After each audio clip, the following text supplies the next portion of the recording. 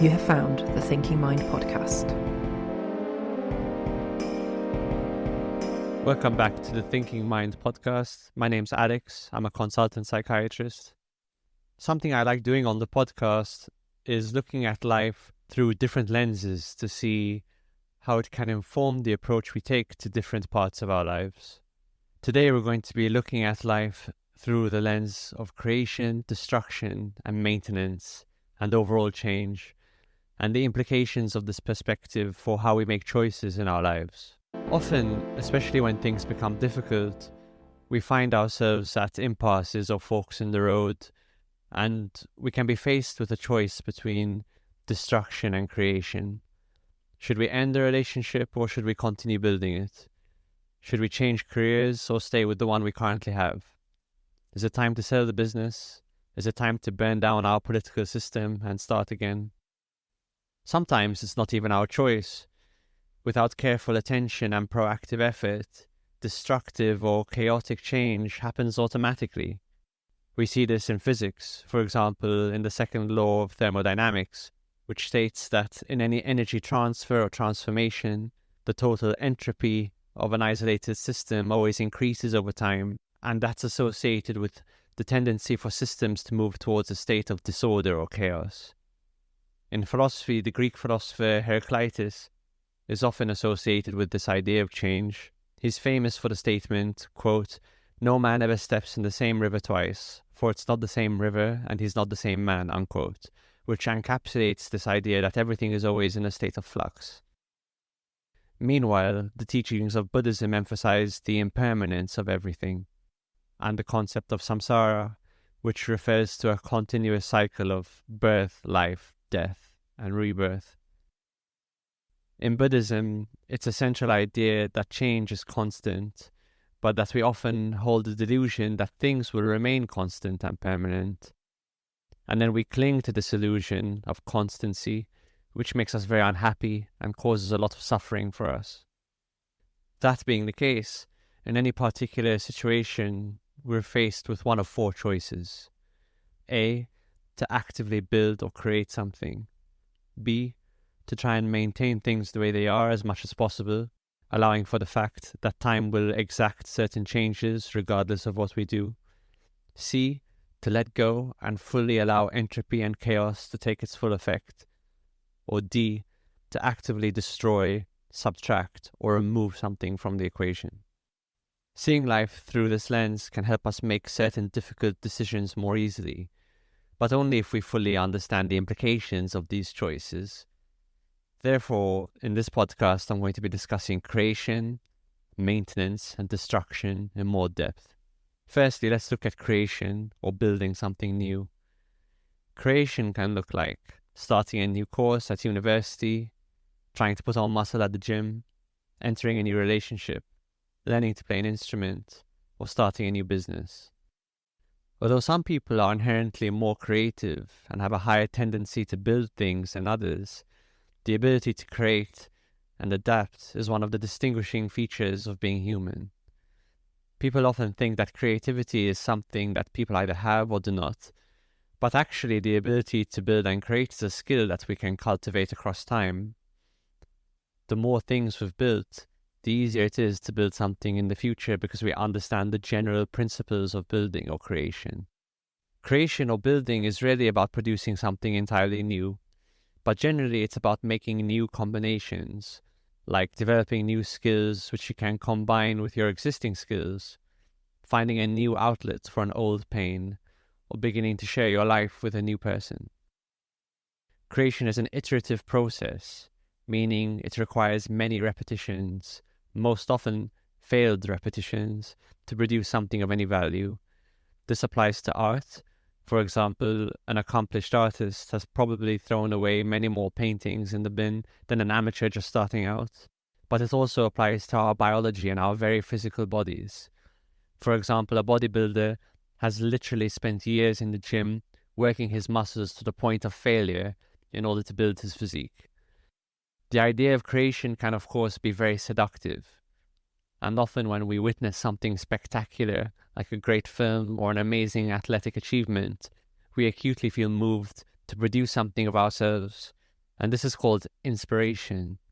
The problem is that to meaningfully build or create something takes a huge investment of time and energy. And often when people get started with whatever it is they're inspired to do, they become rapidly very aware of the huge chasm between where they are and where they're inspired to go. And they become disheartened and stop trying. But if only we lessened the pressure and lowered the expectations a bit and gave ourselves enough time, there's no limit to what we're able to accomplish. This idea is captured in the expression, people tend to overestimate what they can do in 1 year, but underestimate what they can do in 10 years.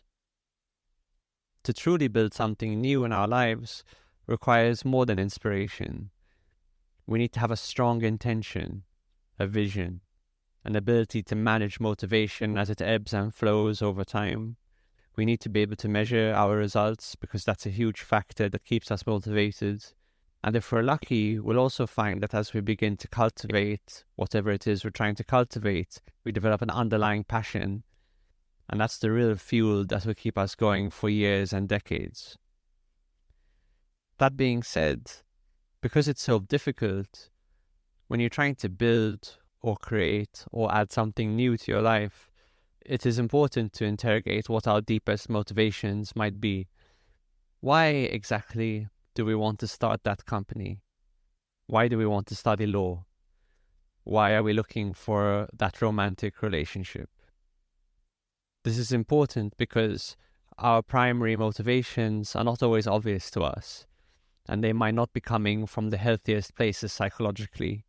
And often the ultimate outcome of a given endeavor is in some ways a reflection of our original, deepest, darkest motivations. If you want to study law, a process that takes typically 5 to 6 years because you feel it's the best way to make your parents approve of you, you're building a house on shaky foundations. If, however, you want to study law because you did a summer internship in a law firm and found it engrossing and exciting, then that's a different story. In general, the kind of building or creative activity that is sustainable enough to produce meaningful results and improve our lives is sustainable because it's based on something we truly love and are fascinated by or care about. And it's that love, fascination, and care that will see us through the inevitable hard times when creation becomes more difficult, when we must do boring maintenance, as we shall see, or when we become tempted to destroy or remove something from our lives. Next, let's talk about maintenance. The first thing to say about maintenance is we simply don't talk about it enough. If things are going well, maintenance is a hardly visible background process that makes sure everything we're lucky enough to have is running smoothly. In fact, the importance of maintenance is totally invisible when everything is running smoothly, but stands out in sharp relief when everything starts to fall apart. Maintenance, of course, doesn't have the glamour of creation or the seductiveness of destruction, yet it is arguably the most important of the 3 processes we're discussing today. For example, when it comes to romance, all of the focus in our culture is put on finding the new relationship, or finding the quote, right person, or finding your soulmate. We barely discuss what it means to build and maintain a relationship, what maintaining a healthy relationship looks like, what kind of effort it requires, to maintain a common vision with that person, to remain empathic with that person, to make sure you have enough healthy conflict to keep levels of resentment low, to proactively do things to keep attraction high. Similarly, when it comes to managing weight and obesity, most of the focus is on going on a diet or making the big transformation, and almost none of the attention is put on the day after the diet ends, how you should eat every day for the rest of your life. And this is one of the main reasons, of course, that diets tend to fail. Most of our lives are spent in maintenance, and maintenance looks like going for a walk, brushing your teeth, eating chicken salad again, working within a system you or someone else has built, or having that conversation you know you need to have with your partner. Because maintenance is under-discussed, most of us don't really know what's required to maintain the different aspects of our lives. And this is particularly pertinent when it comes to the parts of our lives which are abstract, such as our financial health, our friendships, or the state of our long-term relationships. Maintenance works best when it's done regularly, and generally follows the rule that you can either experience a small amount of discomfort regularly to do your maintenance, or experience a huge amount of discomfort further down the line all at once if you don't do your maintenance regularly enough. This is something we called the economy of comfort, and that's an idea we made reference to in our previous audio essay about delayed gratification. And finally, we'll discuss destruction or subtraction. Destruction can be a lot easier than creation.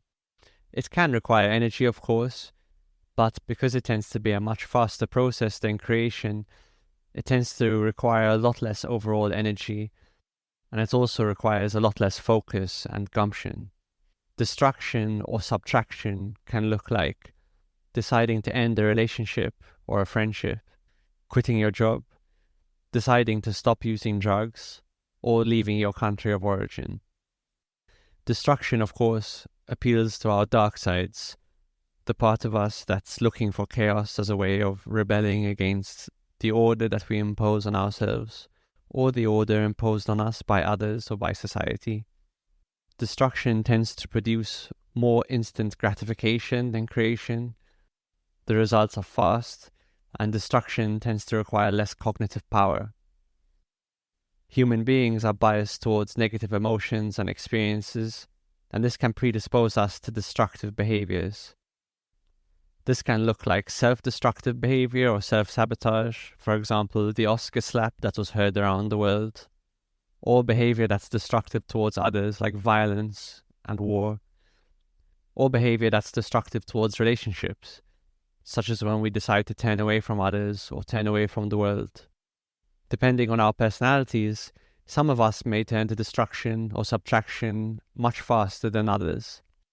It may be in someone's nature to see whatever the problem is as somehow out there, and for the more emotionally sensitive among us, retreating inwards may seem like the only place that's safe. Some of us are very reluctant to destroy or remove because it makes us feel guilty, and certainly a huge part of Western culture, be it because of capitalist economies or other reasons, seems to view addition as synonymous with success and downsizing as a sure indication of failure. Regardless of what your predisposition might be or what your culture might tell you, sometimes destruction may be the way forward. Of course, it's hardly possible to guarantee a right answer to any decision in your life because unfortunately there's no answer in the back of the book, but here are some indicators that subtraction might be the way forward. Firstly, if the thing you're considering subtracting is taking away more than it is giving, and that could be time, money, energy, fulfillment, or satisfaction. Secondly, if it's becoming the sole focus of your life and becoming the dominant umbrella under which you make all your decisions, this is very typical of addictions. Thirdly, if people you trust would agree that the thing you are considering subtracting has become a significant problem in your life. And lastly, if attempts to streamline or put in place sensible boundaries have failed. For example, if you've tried to set boundaries with your abusive employer, but they still continue to contact you out of hours to try and get you to get things done. Just like with creation, you should carefully interrogate your motivations when you're thinking about destruction or subtraction as a way of tackling a problem. Just like you shouldn't build something into your life for the approval of others, you generally don't want to engage in subtraction or destruction for the purposes of revenge, inflicting pain on others, or inflicting pain on yourself, even if on some level you feel you deserve it. The decision to remove something from your life should be planned and thought out, and not impulsive or based on emotions in the heat of the moment. One other caution when it comes to destruction: the nature of our attention is such that often, when we've grown weary of something in our lives, we can only remember the pain it has brought us. Therefore, before removing something from your life, it's important to force your mind to actively recall all the good that that thing has brought you, and whether this is truly outweighed by the pain. The main caveat to today's discussion is, of course, that to some degree, destruction, maintenance, and creation are not exactly separate, but they're all intimately linked and tied together, just like life and death, like yin and yang, like chaos and order. Destruction is often a necessary precursor to creation. Creation often requires destruction at some point along the way. We discussed this in a previous audio essay, Why Growth is Hard.